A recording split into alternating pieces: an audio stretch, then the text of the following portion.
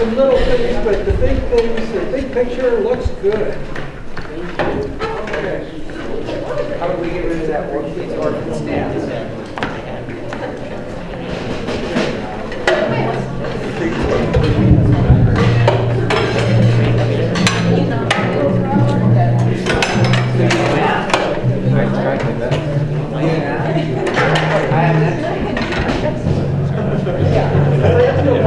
We're on camera.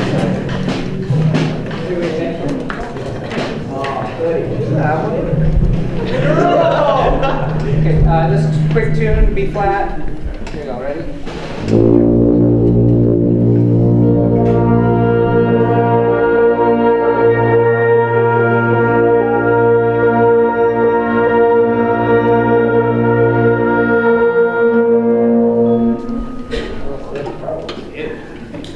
Okay, here you go. From the top.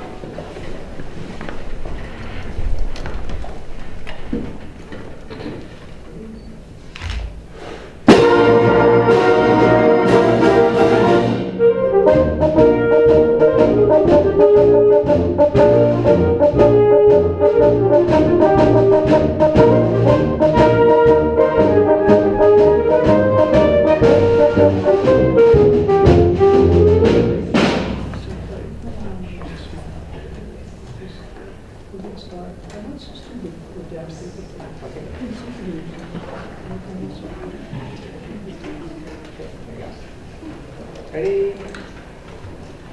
Play it for me again. Here we go.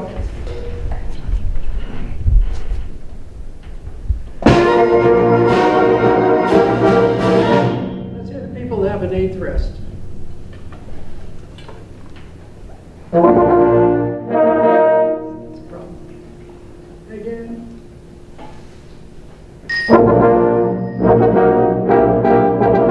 Once more. Let's do it slowly. 1, 2, 1. Let's do it 6. 1, ba, ba, ba, and 1. All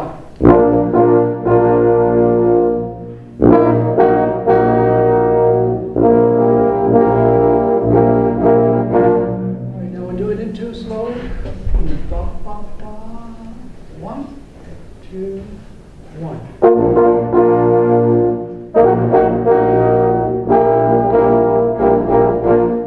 Faster. 1, 2, 1.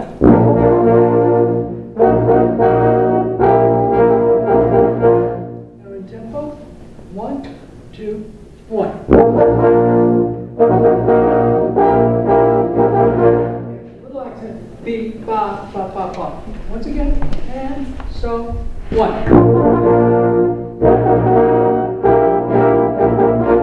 Okay, let's play it again. So that really a little rehearsal. That rhythm just never settled. We had 2 ideas about how they were going to play it. Okay.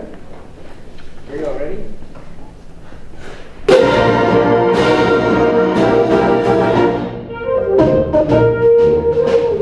You want to do that tempo? Let's do it again. I was going slower. That's okay.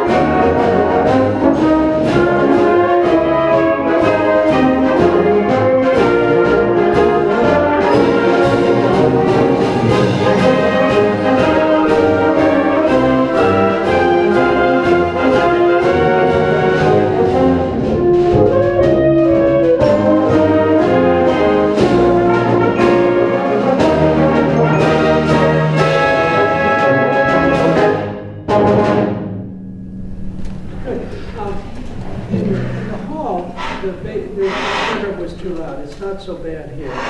But the cymbals in here are louder. It's a little too much, okay? Just play a little less. It's good, but it's just a little much. Yeah, when you do these marches in 6/8, there are no horn parts, right? Going bop, bop, bop, bop, like other marches. Mhm. These marches are written just for a snare drum doing it. Right. So you have to think about what register the snare drum's going to sound good in. And this is a very high, so it's up in the melody. I would suggest you either tune it down or get a deeper drum, a little bit deeper drum for this march. I think would sound better because I'm hearing it kind of in the melody all the time. It's just a small thought. Okay, let me take a look here again. That whole thing felt better though. Do you agree? I mean, the whole thing just sort of is cooking along. Try something for me, folks. I'd like you all to hiss your part. Don't play, but just make a hissing sound with all the articulations and everything. We'll start at letter A. Dude, he's trying to work with us on the 6/8. 6/8 marches are really tough because we're not subdividing accurately all the time. Right. So we need to do that. So there's some things that we can do from the podium, and there's some things you can do. Let's start at letter A. I'll just conduct a little bit, okay? And I want you to make a hissing sound. Don't tap your foot. Just go like that. Here we go. Right at A. And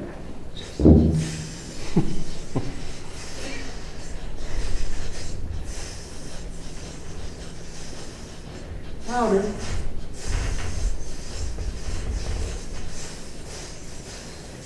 Okay, you conduct now. Do it again. Right there at A. Don't play. Just hiss. I don't hear the rhythms very clearly, and I'd like to hear them more clearly. And when you do this little exercise, it will give you an exact location for where the notes go. And then when you play it back on your horn, the band will sound better. Okay? Let's try it. Right at A.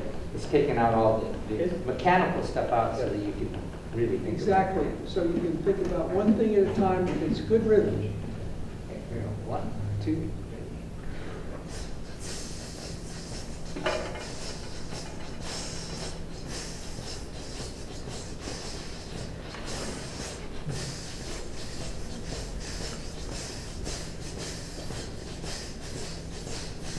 Okay, let's play that. Sing just that much.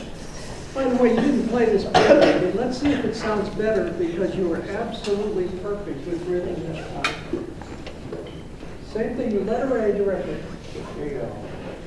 1, 2.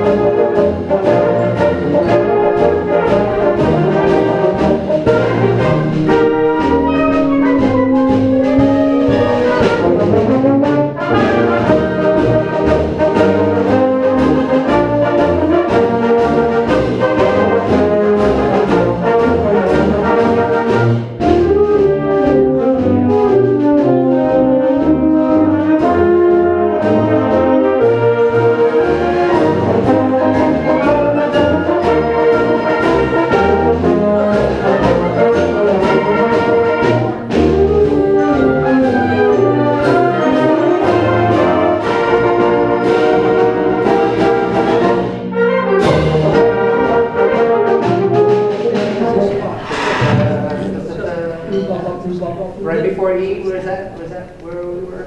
Yes. Yeah. Direct. So here, you want to do that thing on 1. May I conduct here, please? 4 before E. 4 before E directly. Here we go.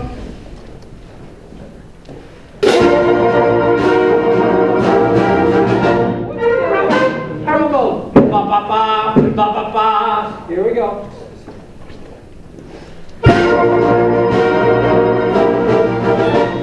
Trombones alone, two bass baritones, bass clarinet, that's all. Very sexy. Give you 2 beats. 1, 2. Every note clear. Da da da, da da da. Here we go again. 1, 2. Cool. All right. Let's do. No. Where do you want to start? Let's go back to. So yeah, go ahead. So when you get there, just lay down that. Don't rush it. Come on. There you go. Ready? Letter D. 1, 2. Letter D. 1, 2. Ready and go.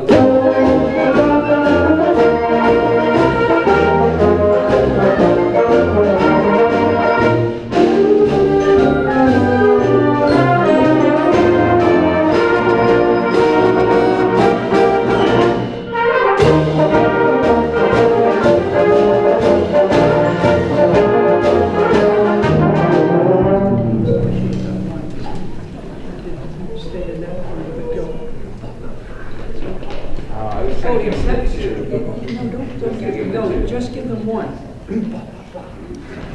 Okay. All Do it right. again. Letter D. 1, 2. Ready, go.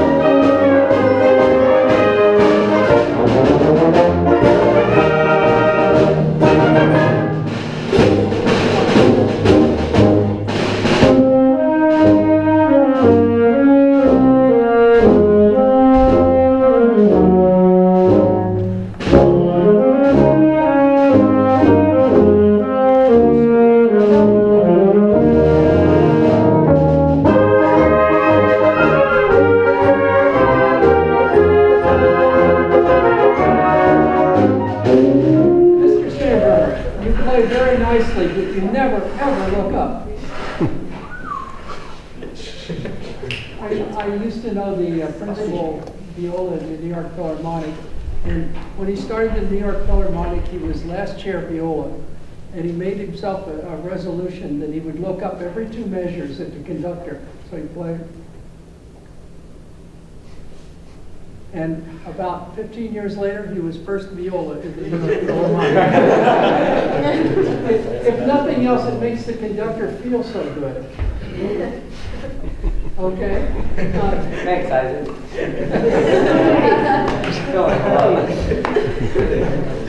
So I kept trying to get your attention without screwing up the rest of the band. We need to be able to see you sometime because we have to make a balanced judgment. And sometimes, like in the trio, when it was really soft, you were too soft. And when the band was loud, you were a little too loud. So the trick for all of you is, of course, you watch the conductor, you read what the part is, it tells you how loud to be. But then also, I call the band the corporation. Listen to what everything sounds like together. Don't just listen to how the band sounds where you're seated, but try to make periscopes out of your ears so you listen to things that are bouncing off the wall, and you'll know how loud to play every minute if you listen to the band, the snare drummer I'm speaking to now mainly. Listen to the band from a distance and just make your part just right from what bounces off the wall. If you listen back there where you are, which is important, you'll never know if you're too loud or too soft. And then, so that's a trick. I know one professional drummer in New Haven that he's never played one note too loud or too soft his whole life, because he does this mystical thing of listening to the whole ensemble out here. He figures out, he makes a periscope out of his ears and listens from the front. I don't know how he does it, but I'm telling you that's worth doing, okay? See if you can figure out how to do that. Put your ears up here and play back there. I don't know. I don't have a solution. Let's play something else. See if you can make it balance. So when we were playing soft, you were too soft. We were playing loud, you were too loud. But it's a personal judgment. If you can figure out how to do that, you'll be worth your weight in gold. Okay, pick something out and we'll start. Okay, letter E. 1, 2, letter E, 2, ready, go.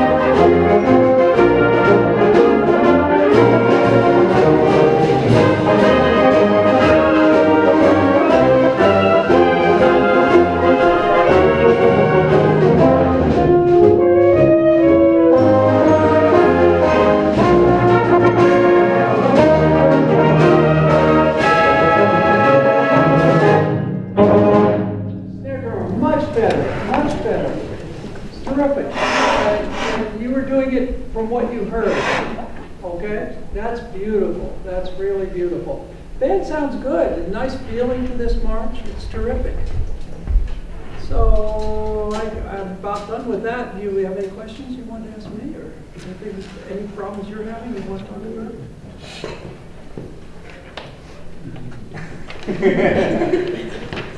No, I don't. That's good. Yeah. So just think of I always think of Mickey Mouse.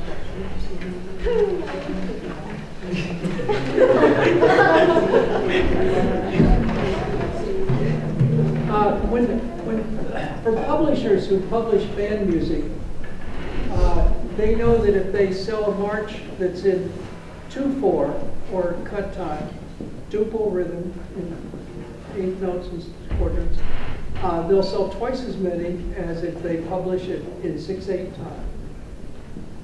Why is that?